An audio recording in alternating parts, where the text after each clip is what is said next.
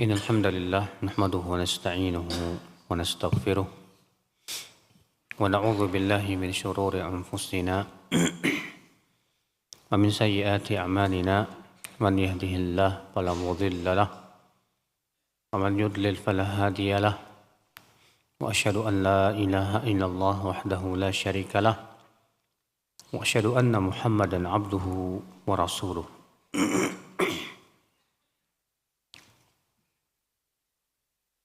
قال الله تعالى في كتابه الكريم أعوذ بالله من الشيطان الرجيم يا أيها الذين آمنوا اتقوا الله حق تقاته ولا تموتن إلا وأنتم مسلمون أما بعد. Kita lanjutkan ayat ikhwah. Allah Ta'ala berfirman, Innal ladzina kafaru lan tughniya anhum amwaluhum wala auladuhum minallahi syai'a wa ulaika hum waqudun nar kada'bi ali fir'auna wal ladzina min qablihim kadzabu bi ayatina fa akhadhahumullahu bi dzunubihim wallahu syadidul iqab. Sesungguhnya orang-orang kafir tidak bermanfaat untuk mereka harta, tidak pula anak-anak mereka dari azab Allah sedikit pun juga. Dan mereka itulah bahan bakarnya api neraka. Seperti halnya keadaan Fir'aun dan orang-orang sebelum mereka. Mereka mendustakan ayat-ayat kami. Maka Allah pun adab. Allah berikan kepada mereka adab disebabkan oleh dosa-dosa mereka. Dan Allah sangat keras siksanya. Ayat ini akhal Islam kita ambil faidah kata Syekh Muhammad bin Shalih Al-Utsaimin rahimahullah. Yang pertama, annal kuffar la tanfa'uhum amwaluhum wala auladuhum minallahi syai'a. Orang-orang kafir itu tidak bermanfaat sama sekali harta mereka, anak-anak mereka. Sebanyak apapun, itu tidak akan menolong mereka dari azab Allah sedikit pun juga. Maka dari itu, akhi, yang bisa menyelamatkan kita dari azab Allah hanya iman dan amal. Bukan dengan kekayaan, bukan dengan kedudukan, sama sekali tidak.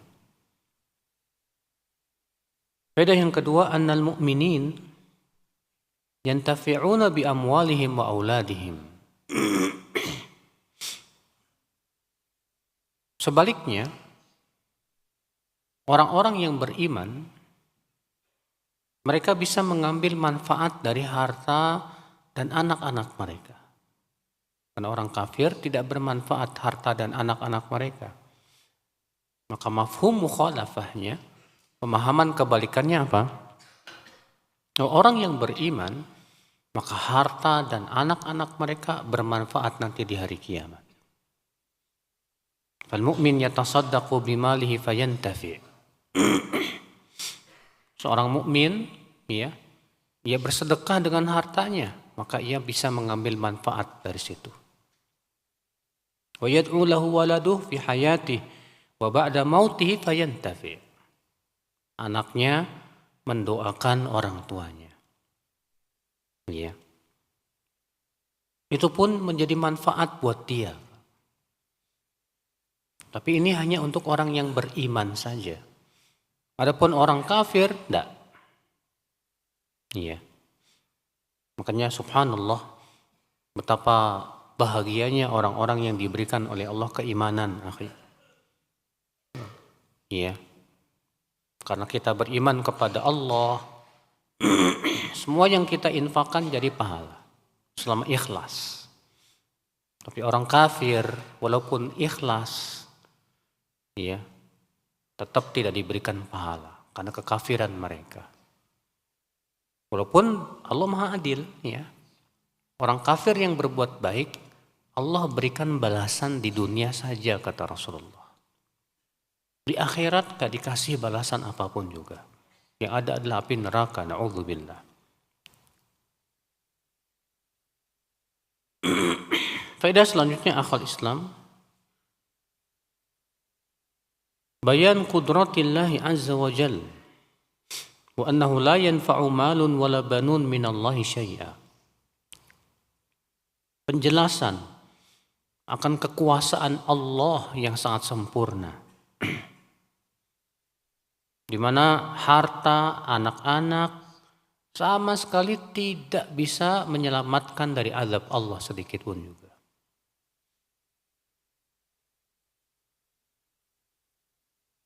Wa amma min ghairillah faqad tughni.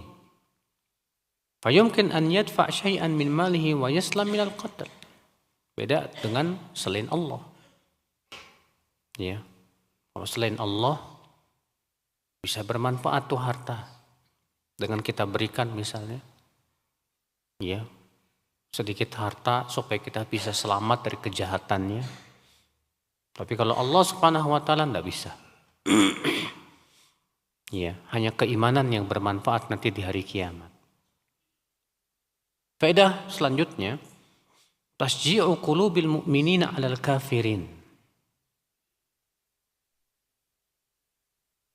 Ayat ini memberikan semangat, Pak, motivasi. Ya, terhadap hati-hati orang-orang yang beriman.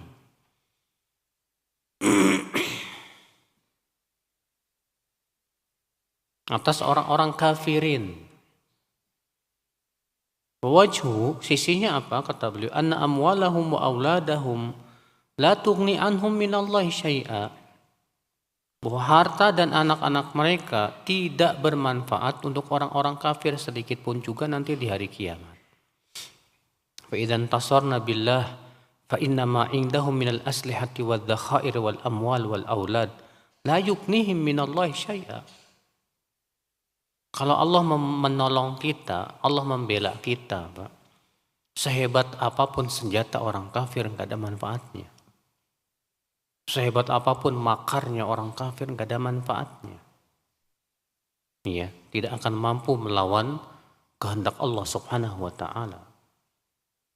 Maka dari itulah seorang mukmin ya selalu tawakal kepada Allah. Dia yakin ya bahwa pertolongan Allah itu yang paling kuat, itu yang paling terbesar. Ya. Faedah yang keenam atau yang kelima, isbatun nar. Penetapan akan adanya api neraka, Pak. Bahwa neraka itu hak, benar adanya. Karena Allah mengatakan di situ, wa ulaika hum waqudun nar. Merekalah ya bahan bakar api neraka. Faedah selanjutnya, annal kuffar finnar. Bahwa orang-orang yang mati di atas kekafiran pasti masuk neraka. Karena itu tempat mereka, akhi. Walakin la nashhad bi kulli kafirin bi ainihi annahu finnar. Adapun orang kafir yang masih hidup, kita tidak bisa memastikan bahwa dia pasti masuk neraka. Kenapa demikian? Karena kita tidak tahu ia matinya di atas apa. Beda dengan orang yang kita yakin tahu benar dia mati di atas kekafiran. Naam, dia masuk neraka. Tapi kalau orang kafir yang masih hidup kita tidak bisa memastikan, oh kamu pasti masuk neraka. Wallahu a'lam. Faedah yang selanjutnya, annal kafirin qad yurzaquna al-amwal wal aulad. Orang-orang kafir itu, Pak, diberikan rezeki juga di dunia ini. Diberikan harta, anak-anak, ya. Tapi harta dan anak-anak itu pertama tidak memberikan faidah. Yang kedua, kelak hartanya itu hanya akan menambah dosa buat dia. Semakin banyak harta mereka, semakin berat dosanya di sisi Allah Subhanahu wa taala. Ya, makanya disebutkan dalam hadis ya, Allah kalau memberikan nikmat ya kepada seorang hamba, sementara si hamba ini terus-menerus berbuat maksiat, maka itu hakikatnya apa? Istidraj, diulur. Supaya apa? Istidraj, supaya tambah kesesatannya dan tambah keras siksanya. Makanya akal Islam subhanallah ya, harta yang kita raih, harta yang Allah berikan kepada kita akibat maksiat kita itu yang musibah untuk hidup kita. Ya kalau kita dikasih sama Allah nikmat, coba kita langsung introspeksi Pak. Saya dikasih nikmat ini karena apa? Karena maksiat atau karena apa? Taat ini. Oh ternyata karena ketaatan, alhamdulillah. Tapi kalau ternyata karena kemaksiatan, innalillah wa inna ilaihi raji'un. Musibah. Ya. Faedah selanjutnya, annal kuffar al-mutaakhirin kal kuffaris sabiqin. Bahwa orang-orang kafir di zaman sekarang tuh nggak ada bedanya dengan orang kafir zaman dulu, Pak. Iya. Makanya Allah mengatakan dalam ayat tadi apa? Kada bi ali fir'auna walladzina min qablihim. Seperti halnya keadaan orang ya, keadaan Fir'aun dan orang-orang sebelum mereka. Setelah Allah menyebutkan sesungguhnya orang kafir itu tidak akan bermanfaat harta dan anak-anak mereka. Dan mereka itu menjadi bahan bakar api neraka. Lalu Allah mengatakan sama dengan keadaan kada bi ali Fir'aun. Seperti keadaan Fir'aun dan orang-orang sebelum mereka. Berarti orang kafir dari dulu sampai sekarang sama aja. Ya. Mereka tidak beriman kepada Allah. Mereka benci kepada hidayah, kepada keimanan kepada Allah Azza wa Jalla. Faedah selanjutnya, anna Fir'aun wa alahu qad udzibu fid dunya kama sayu'adzabuna fil akhirah. Itu bahwasanya Fir'aun dan pengikut-pengikutnya kada bi ali Fir'aun al dalam ayat itu maksudnya apa? Itu atba, pengikut-pengikut, Pak. Ya. Maka pengikut Fir'aun, demikian pula Fir'aun diazab di dunia. Sebagaimana mereka pun akan diazab nanti di akhirat. Sudahlah di dunia diazab, di akhirat pun diazab. Nasallallahu salamata wal afiyah. Faedah yang selanjutnya, ar-raddu ala man za'ama anna fir'auna aslam fanafa'ahu islamuhu. Ayat ini membantah pendapat yang mengatakan bahwa Fir'aun masuk Islam. Iya. Buktinya Allah mengatakan bahwa Fir'aun sama dengan orang-orang kafir sebelum mereka. Maka ini bantahan terhadap mereka yang mengatakan bahwa Fir'aun katanya sudah masuk Islam. Faedah selanjutnya, isbatul ayati lillah. Wahiyal alamatud dalatu ala Allahi azza wa jal ala wujudihi. Penetapan akan adanya ayat-ayat Allah di mana ia menunjukkan kepada Allah dan bahwasanya Allah itu benar-benar ada. Iya.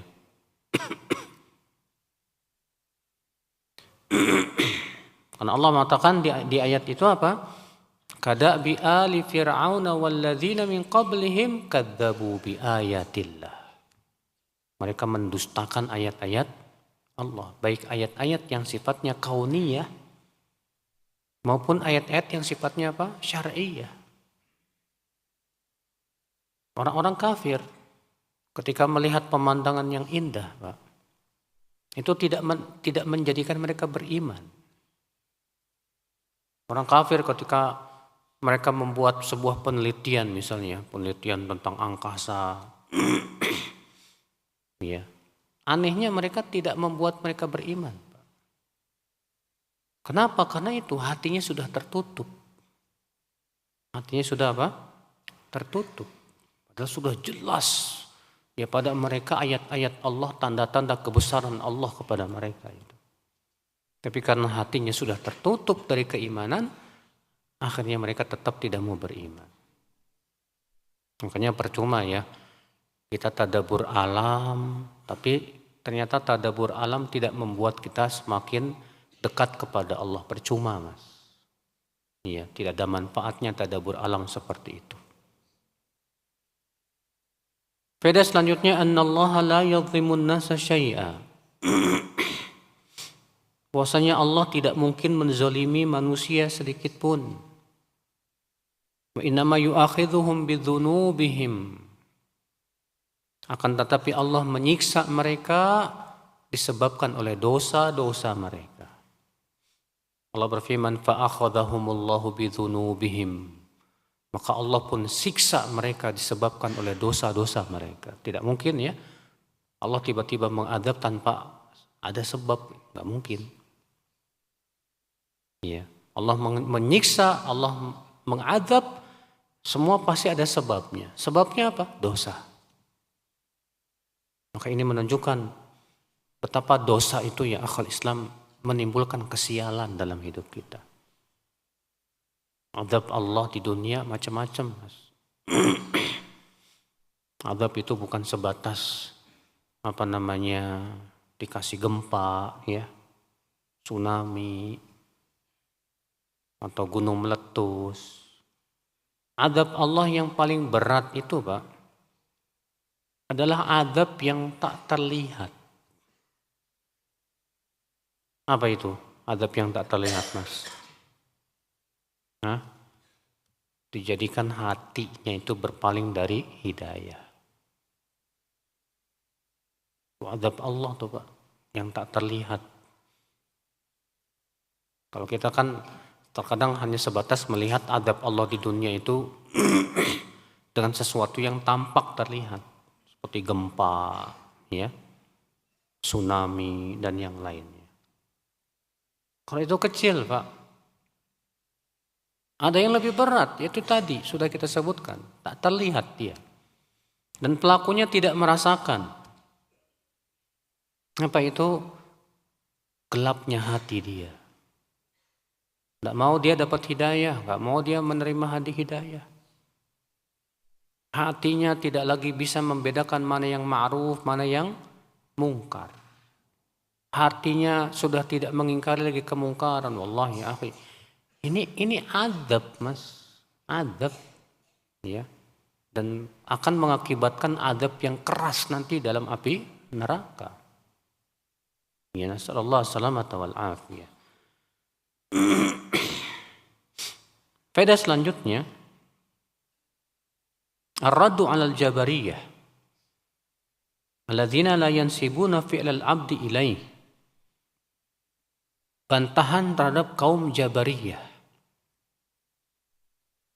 di mana mereka tidak menisbatkan perbuatan hamba kepadanya. Karena orang Jabariyah menganggap, Pak,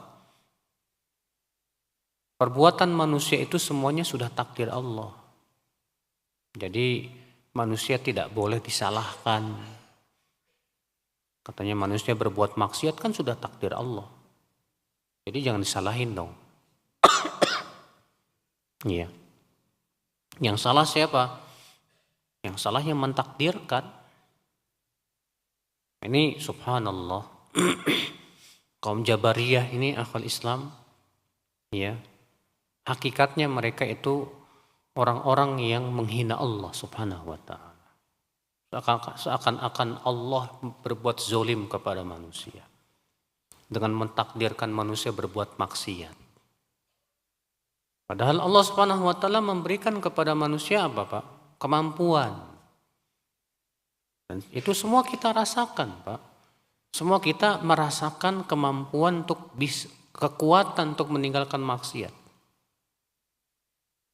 Coba antum tanya, mampu enggak kita untuk meninggalkan maksiat? Mampu. Meninggalkan minum arak mampu enggak? Mampu. Meninggalkan zina mampu tidak? Mampu. Kemudian orang yang minum arak padahal dia mampu, dia malah lakukan dengan kehendak siapa? Kehendak dia. Dia udah tahu dan dia mampu meninggalkannya, tapi dia malah minum. Maka kalau Allah azab dia, apakah Allah zalim? Tidak.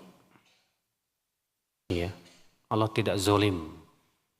Karena manusia pun sudah diberikan oleh Allah apa? Ya, kehendak dan kemampuan. Nah, ini yang ditolak oleh kaum Jabariyah. Orang-orang Jabariyah mengatakan manusia itu tidak punya kehendak. Manusia tidak punya kemampuan. Dan ini tidak sesuai dengan kenyataan kita, Pak. Ya. Maka Allah Subhanahu wa taala membantah kaum Jabariyah dengan firman-Nya, "Fa'akhadhahumullahu bidzunubihim." Maka Allah pun siksa mereka disebabkan oleh dosa-dosa mereka. Kata-kata dosa di sini dinisbatkan kepada siapa? Kepada mereka. Artinya mereka yang berbuat dosa. Ya. Faedah selanjutnya itsbatu sifati syiddatil iqabi lillah. Penetapan sifat bagi Allah itu bahwasanya Allah keras siksanya, Pak. Ya, keras siksanya, sangat-sangat menyakitkan. Pada itulah akhi, kewajiban kita takut kepada Allah. Orang yang menganggap remeh siksa Allah itu akibat daripada hatinya hitam dengan dosa biasanya, Mas. Makanya orang yang banyak dosa, Pak, dianggap siksa Allah itu kecil. Makanya dia tidak takut, Pak. Kenapa? Karena tidak ada pengagungan lagi di hatinya kepada Allah. Beda dengan orang yang mengagungkan Allah, yang takut kepada Allah, yang yakin bahwa siksa Allah sangat keras, maka pada waktu itu dia takut untuk berbuat maksiat kepada Allah. Ikhwatul Islam, saudaraku seiman. Kemudian kita masuk ke ayat berikutnya. Allah Ta'ala berfirman, "Qul lilladzina kafaru satughlabuna wa tuhsyaruna ila jahannam wa bi'sal mihad." Katakan, hai Muhammad sallallahu alaihi wasallam, kepada orang-orang kafir itu, satughlabun, kalian pasti akan dikalahkan. Sehebat apapun kalian, sekuat apapun kalian pasti akan dikalahkan. Siapa yang mengalahkannya, Pak? Allah, yang tak mungkin bisa dikalahkan.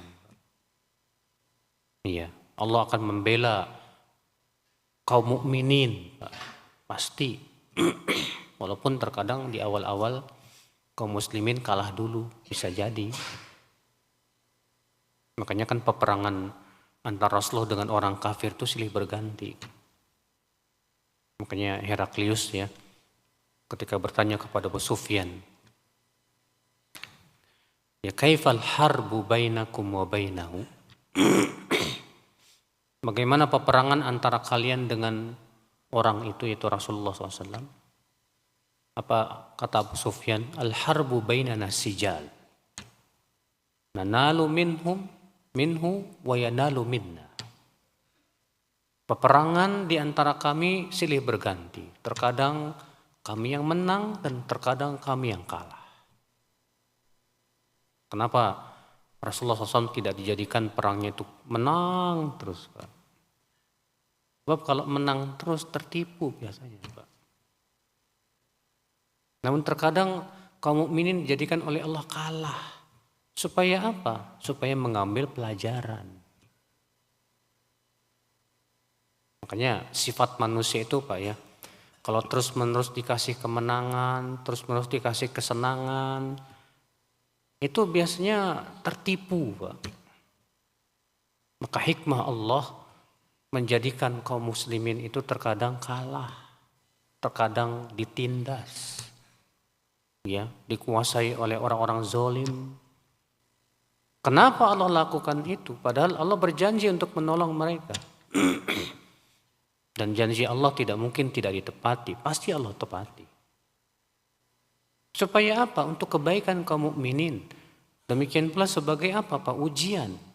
Allah ingin melihat siapa yang benar-benar beriman dan siapa yang imannya itu ya di tepi jurang. Maka orang yang imannya shadiq, jujur, dia sabar menghadapi ujian-ujian tersebut. Dan itulah hakikat pertolongan Allah kepada dia. Iya. Ketika kita dikasih oleh Allah kesabaran, istiqomah, menghadapi berbagai macam kesulitan, kesusahan, itu hakikat daripada pertolongan Allah kepada kita yang sangat besar. Karena kan kita ini selama ini memandang pertolongan Allah itu hanya berupa kenikmatan saja, Pak. Kemenangan saja, Pak. Itu salah besar, Pak. Pertolongan Allah yang hakiki yang paling besar itu justru apa? Dijadikan kita istiqomah. Ya. Ketika kita dikuasai oleh orang-orang zalim misalnya, kita tetap sabar di atas sunnah. Itulah hakikat pertolongan Allah kepada kita.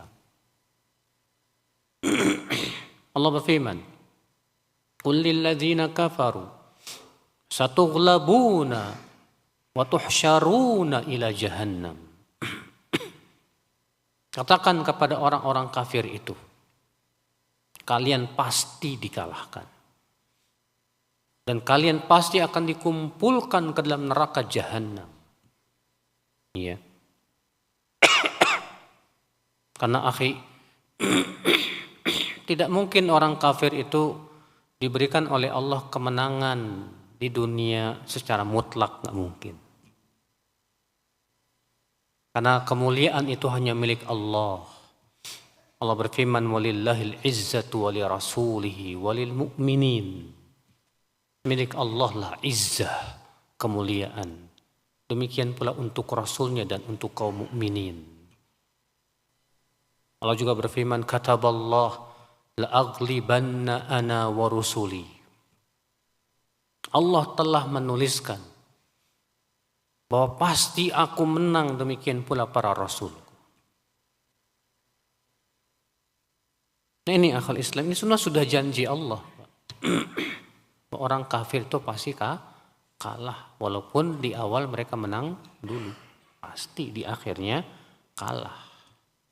Iya. Satughlabuna wa tuhsyaruna ila jahannam. Dan di hari akhirat lebih mengerikan lagi. Mereka akan dikumpulkan ke dalam neraka jahannam. Subhanallah. Iya.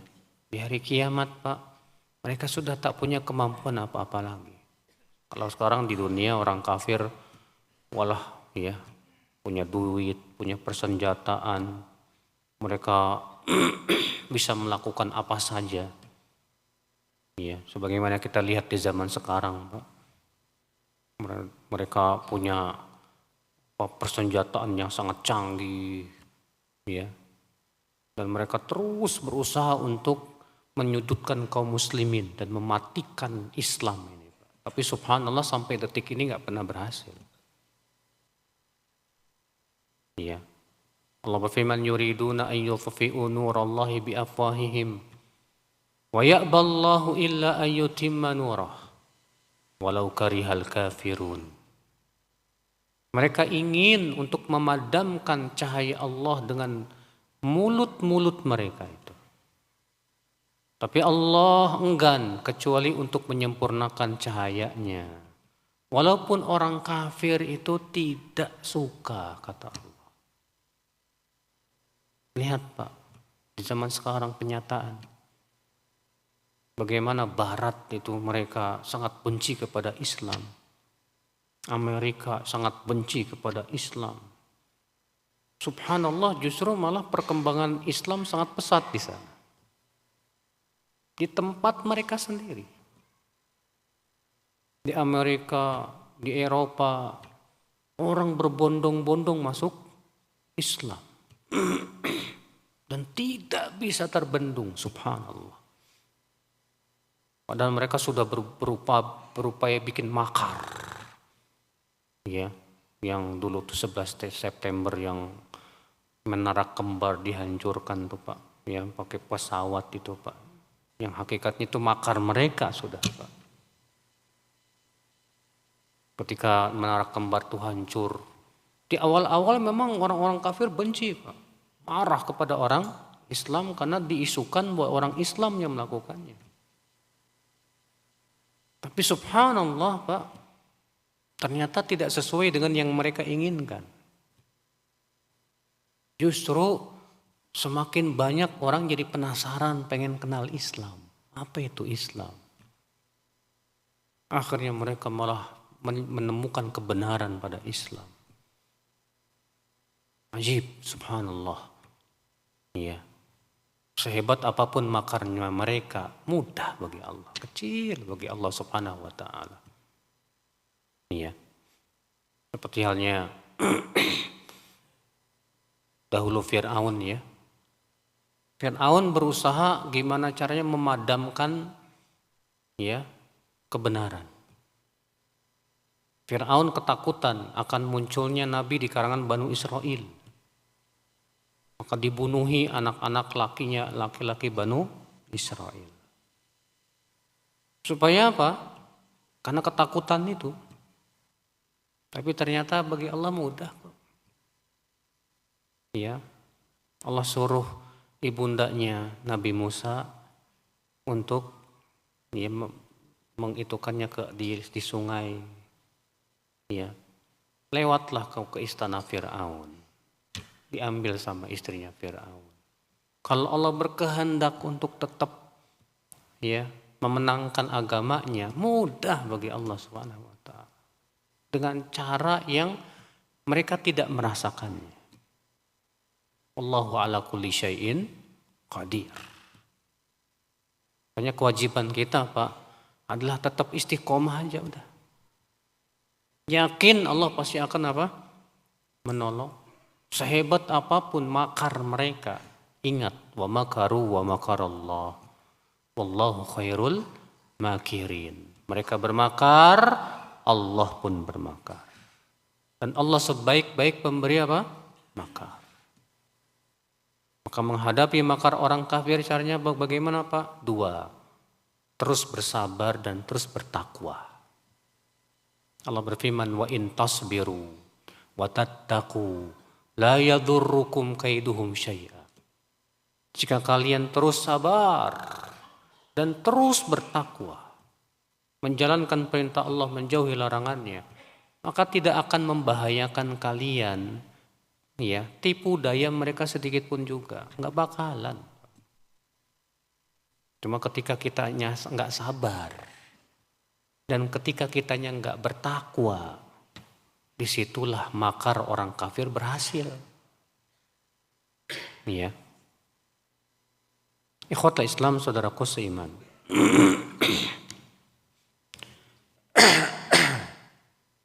Kemudian Allah berfirman, wa bi'sal mihad, dan itu seburuk-buruknya tempat. Apa itu? Itu api neraka. Baik, kita ambil faedah dari ayat ini, kata Syekh Utsaimin. Anna Rasulullah SAW abdun tawajjaha ilaihil awamir. Bahwasanya Rasulullah SAW itu hambanya Allah, Pak. Di mana beliau pun mendapat perintah dari Allah. Makanya Allah berfirman apa? Qul. Ya, qul lilladzina kafaru. Qul, katakan. Siapa yang disuruh mengatakan? Rasulullah SAW. Banyak Pak dalam Al-Quran ayat-ayat yang Allah mengatakan begitu. Qul. Banyak Pak? Banyak. Qul huwallahu ahad, Allahu samad. Qul a'udzu birabbil falaq, qul a'udzu birabbin nas, dan banyak lagi. Siapa yang disuruh mengatakan qul, katakan, itu Rasulullah SAW. Dan itu menunjukkan apa, Pak? Rasulullah diperintah oleh Allah. Beliau hamba yang menunggu perintah dari Allah. Dan Rasulullah nggak berani melakukan kalau belum ada perintah dari Allah. Sebagaimana pernah saya jelaskan di sini.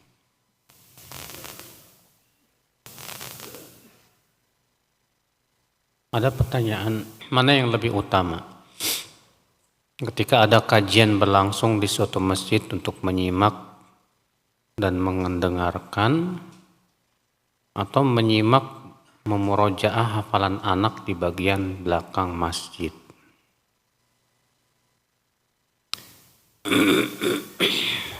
Pertama, tentunya ilmu itu tidak mungkin bisa dibandingkan dengan apapun juga. Imam Ahmad berkata, al-ilmu la ya'diluhu syai'un idza sahhatin niyyah. Ilmu itu tidak bisa dibandingkan dengan apapun juga kalau niatnya apa? Lurus. Ya. La syak. Memurojaah hafalan anak bagus. Membantu hafalan anak bagus. Cuma sayang sekali kalau misalnya di masjid itu ada kajian yang bermanfaat dan di situ kita bisa mendapatkan ilmu. Padahal misalnya masih ada waktu lain untuk menyimak murojaah hafalan anak misalnya. Nah, ini akal Islam. Banyak di antara kita menganggap bahwa memurojaah hafalan lebih penting daripada menyimak kajian.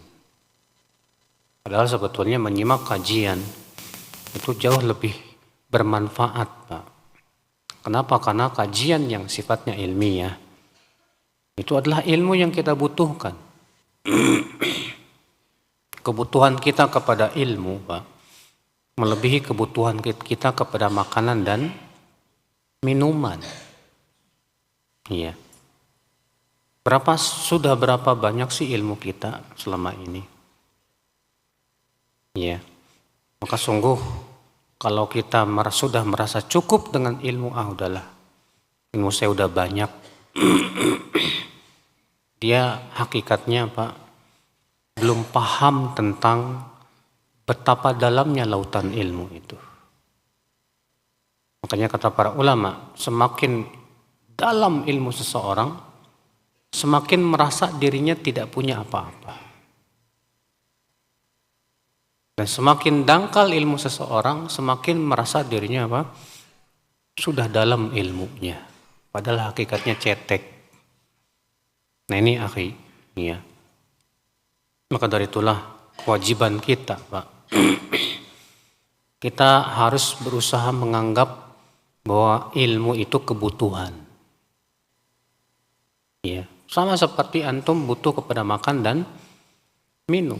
Makan dan minum untuk kehidupan apa? Badan. Sedangkan ilmu untuk kebutuhan apa? Kehidupan hati. Ya, tidak mungkin hati bisa hidup tanpa ilmu.